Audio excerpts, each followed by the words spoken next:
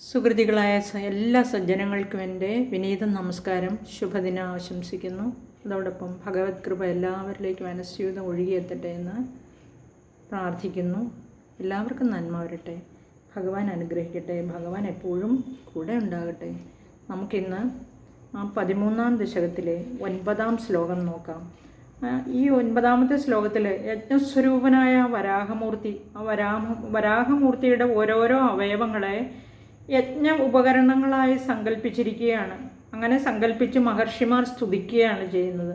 യജ്ഞശാലയിൽ എന്തൊക്കെയുണ്ടോ ആ ഉപകരണങ്ങളാക്കി സങ്കല്പിച്ചിരിക്കുകയാണ്. നമുക്ക് നോക്കാം 9-ാമത്തെ ശ്ലോകം. ത്വജിച്ഛന്തോരോമസ്വവികുശഗണചക്ഷുഷി ഘൃതം ചതുർഹോതാരൗഘ്രൗ സൃഗഭിവദനെ ചോദരയിട ഗ്രഹാജിഹ്വായാം തേ പരപുരുഷ കർണേ ച ചമസ വിഭോ സോമോ വീര്യം വരദ ഗളദേശേപ്യുപസദഃ ത്വജിച്ഛന്തോ രോമസ്വപികുശഗണചക്ഷുഷി ഹൃദം ചതുർഹോതാരോഘ്രൗ സൃഗഭിവദനെ ചോദരയിട ഗ്രഹാജിഹ്വായാം തേ പരപുരുഷ കർണേ ച ചമസ വിഭോ സോമോ വീര്യം വരദ ഗളദേശേപ്യുപസദഃ. പരപുരുഷ തേ ത്വജിച്ഛന്തഃ രോമസു കുശഗണഃ അപി ചക്ഷുഷി ഘൃതം അംഘ്രൗ ചതുർഹോതാരഃ വദനെ സൃക് അപി ഉദരേ ഇട ച ജിഹ്വായാം ഗ്രഹാ കർണേ ചമസാഃ ച വിഭോ തേ വീര്യം സോമഃ വരദ തേ ഗളദേശേ ഉപസദഃ അപി. നമുക്കിനി അതിൻ്റെ സാരം എന്താണെന്ന് നോക്കാം. പരപുരുഷ എന്ന് പറഞ്ഞാൽ ഇവിടെ ശ്രേഷ്ഠ പുരുഷ, പുരുഷോത്തമ എന്നാണ് വിളിച്ചിരിക്കുന്നത്. തേ ത്വജിച്ഛന്തഃ, അങ്ങയുടെ ത്വജി ഛന്ദഃ, ത്വക്കിൻ്റെ സ്ഥാനത്ത് ഛന്ദഃ, ഗായത്രി മുതലായ ഛന്ദസ്സുകളാണ് എന്നാണ് പറഞ്ഞിരിക്കുന്നത്. അങ്ങയുടെ ത്വക്കിൻ്റെ സ്ഥാനത്ത് ആ വരാഹമൂർത്തിയെ യജ്ഞ ഉപകരണമായിട്ട് പറഞ്ഞിരിക്കുകയാണെന്ന് പറഞ്ഞു, യജ്ഞോപവൽക്കരിച്ചിരിക്കുകയാണ്. ഗായത്രി മുതലായ ഛന്ദസ്സുകളും ത്വക്ക് ഗായത്രി മുതലായ ഛന്ദസ്സുകളും. രോമസ്വപി കുശഗണഃ എന്ന് പറഞ്ഞാൽ രോമസു അപി കുശഗണഃ, രോമങ്ങളുടെ സ്ഥാനത്ത് ദർഭപ്പുല്ലുകളാണ്. ചക്ഷുഷി ഹൃദം, അങ്ങയുടെ കണ്ണുകളുടെ സ്ഥാനത്ത് എന്താണ്? ആജ്യം. ആജ്യം എന്ന് പറഞ്ഞാൽ നെയ്യ്. അതുപോലെ ആ ഹോമത്തിന് ഉപയോഗിക്കുന്ന നെയ്യാണ്. അതുപോലെ കാലുകളുടെ സ്ഥാനത്ത് നമുക്കറിയാം വരാഹത്തിന് 4 കാലുകളുണ്ട്. ആ ചതുർഹോതാരോഘ്രൗ എന്ന് പറഞ്ഞാൽ അംഘ്രൗ ചതുർഹോതാരഹ, അങ്ങയുടെ 4 കാലുകൾ ഹോതാക്കളാണ്. അതായത് ഈ യജ്ഞത്തിന് കർമ്മികളായിട്ട് വരുന്നവരാണ് ഋത്വിക്കുകൾ എന്ന് പറയുക. ഋത്വിക്കുകളാണ് അവർ 4 പേരാണ്. ഹോതാരഹ, കാലുകളുടെ സ്ഥാനത്ത് 4 ഹോതാക്കളും. അതായത് ഈ യജുർവേദ മന്ത്രം ഉരുവിടുന്നവർ അധ്വര്യു. അതുപോലെ സാമവേദ മന്ത്രങ്ങൾ ഉരുവിടുന്നവർ ഉദ്ഗാതാവ്. അതുപോലെ ഋഗ്വേദ മന്ത്രങ്ങൾ ഉരുവിടുന്നവർ കർമ്മിയെ ഹോതാവ്. അതുപോലെ ബ്രഹ്മൻ 4-ാമത്തെ ആ ഋത്വിക്ക്, അദ്ദേഹം ഓം ഓം ഓം എന്ന് മാത്രമേ പറയുള്ളൂ. ഇവരാണ് 4 ഹോതാക്കൾ. ഇനി ഈ 4 പ്രധാന പുരോഹിതന്മാരുടെ സാമൂഹിക നാമമാണ് ഈ മഹർത്തുക്കൾ എന്ന് പറയുന്നത്. ഋത്വിക്കുകൾ, മഹാ ഋത്വിക്കുകൾ. യജ്ഞങ്ങൾ ഇവർ 4 പേരും വേണം ഏത് യജ്ഞം നടത്തിയാലും. ഈ ഋത്വിക്ക് എന്ന് പറഞ്ഞാൽ യജ്ഞാദി അനുഷ്ഠാനങ്ങൾ ചെയ്യുന്നവനെയാണെന്ന് അറിയാമല്ലോ അല്ലേ. ഋത്വിക്കൾ വേറെ ഞാനൊരു ഗ്രന്ഥത്തിൽ വായിച്ചിട്ടുണ്ട് 16 ഋത്വിക്കുകളുണ്ടെന്ന്. പക്ഷേ 4 പേരെന്നാണ് ഇതിൽ പറഞ്ഞിരിക്കുന്നത്. ആ 16 പേരുടെ പേര് ഞാൻ പറയാം. അഗ്നിധ്രൻ, ബ്രാഹ്മണാച്ഛാസി, മൈത്രാവരുണൻ, ഹോതാവ്, പോതാവ്, പ്രശാസ്താവ്, അധ്വര്യു, ഗ്രാവസ്തുത്, ബ്രഹ്മൻ, പ്രതിഹർത്ത, സുബ്രഹ്മണ്യൻ, ഉദ്ഗാതാവ്, പ്രണിപ്രസ്താവ്, സ്നേഷ്ഠാവ്, നേതാവ്, അച്ഛാപാകൻ. ഇങ്ങനെയാണ് 16 ഋത്വിക്കുകളുടെ പേര് പറഞ്ഞിരിക്കുന്നത്. നമുക്ക് വരാഹമൂർത്തിയുടെ ആ 4 കാലുകളായിട്ട് 4 ഹോതാക്കളാണ്. അവർ അധ്വര്യു, ഉദ്ഗാതാവ്, ഹോതാവ്, ബ്രഹ്മൻ, ഇവരാണ്. ഇനി അടുത്തത് പറഞ്ഞിരിക്കുന്നത് വായയുടെ സ്ഥാനത്ത് വദനേ സൃക് എന്നാണ് പറഞ്ഞിരിക്കുന്നത്. വസനേ സൃക് അപി, വായയുടെ സ്ഥാനത്ത് ശ്രുവ എന്ന് പറഞ്ഞാൽ, ഈ ശ്രുവ എന്ന് പറഞ്ഞാൽ ഹോമത്തിൽ ഇങ്ങനെ നെയ്യ് കോരി ഒഴിക്കുമല്ലോ, ആ കോരി ഒഴിക്കാനുള്ള ആ ഉപകരണം, ആ കരണ്ടിയാണ് ശ്രുവ എന്ന് പറയുന്നത്. വദനേ സൃക് അപി ഉദരേ, അപി ഉദരേ എന്ന് പറഞ്ഞാൽ സൃഗഭി വദനേ ചോദരേ ഇട ച ഉദരേ ഇട എന്ന് പറഞ്ഞാൽ ഉദരത്തിൻ്റെ സ്ഥാനത്ത് ഇട എന്ന പുരോടാശപാത്രം. ഇനി ഈ പുരോടാശപാത്രം എന്താണെന്ന് ചോദിച്ചാൽ, ഒരു മൺപാത്രത്തിൽ ഇങ്ങനെ ഒരു സാധനം ഇങ്ങനെ വെച്ചിരിക്കും. ആ പുരോടാശം എന്ന് പറഞ്ഞാൽ അതിൽ യജ്ഞങ്ങളിൽ ഇങ്ങനെ ദേവന്മാർക്ക് സമർപ്പിക്കുന്നതും അതുപോലെ തന്നെ മൺപാത്രങ്ങളിൽ നിറച്ചു വയ്ക്കുന്നതുമായ പക്വാന്തമാണ് എന്നാണ് പുരോടാശത്തിനെ കുറിച്ച് പറഞ്ഞിരിക്കുന്നത്.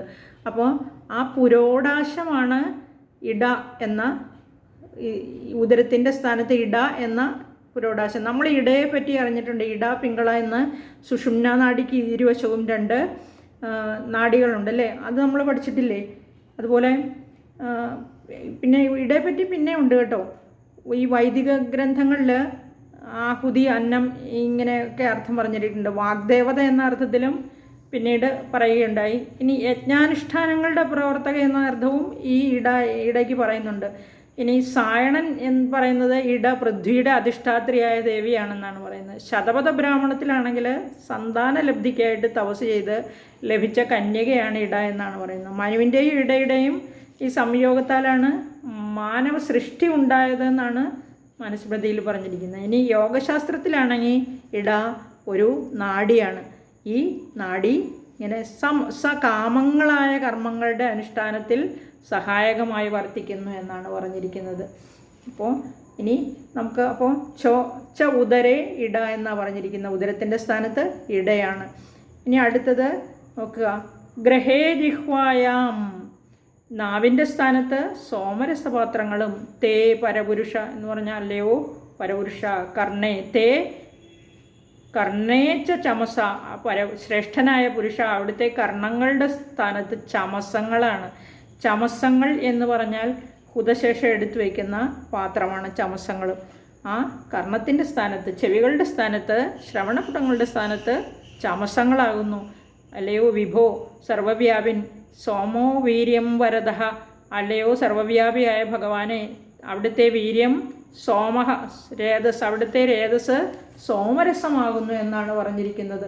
അതുപോലെ സോമരസം വരദ എന്ന് പറഞ്ഞാൽ വരത്തെ പ്രദാനം ചെയ്യുന്ന, വരദഹ തേ ഗളദേശേപ്യുപസദ, ആ ഗളദേശത്ത്, ഗളദേശം എന്ന് പറഞ്ഞിരിക്കുന്ന കണ്ഠപ്രദേശം, ആ വരദഹ വരം നൽകുന്ന ഭഗവാനെ, വരം നൽകുന്നവനായ ഭഗവാനെ, ഗുരുവായൂരപ്പ, അങ്ങയുടെ കണ്ഠപ്രദേശത്ത് ആ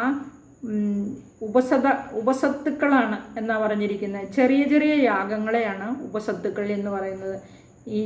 അതുപോലെ തന്നെ ഇഷ്ടിവിശേഷം, ആ ഉപസത്തുക്കളിൽ നിന്ന് ഇഷ്ടിവിശേഷങ്ങളും ഭവിക്കുന്നു എന്നാണ് ഇവിടെ ടെക്സ്റ്റിൽ എഴുതിയിരിക്കുന്നത്.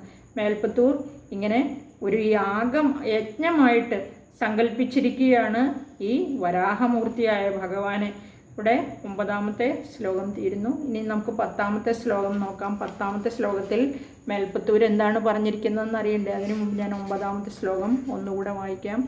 അതായത് ത്വജിച്ഛന്തോ രോമസ്വഭികുശഗണശ്ചക്ഷുഷി ഹൃദം ചതുർഹോദാരൗഘ്രൗ സൃഗപിവദനേ ചോദരയിട ഗ്രഹാജിഹ്വായാം തേ പരപുരുഷ കർണേ ച ചമസ വിഭോ സോമോ വീര്യം വരദ ഗളദേശേപ്യുപസദ. 10ാം ശ്ലോകം നോക്കാം.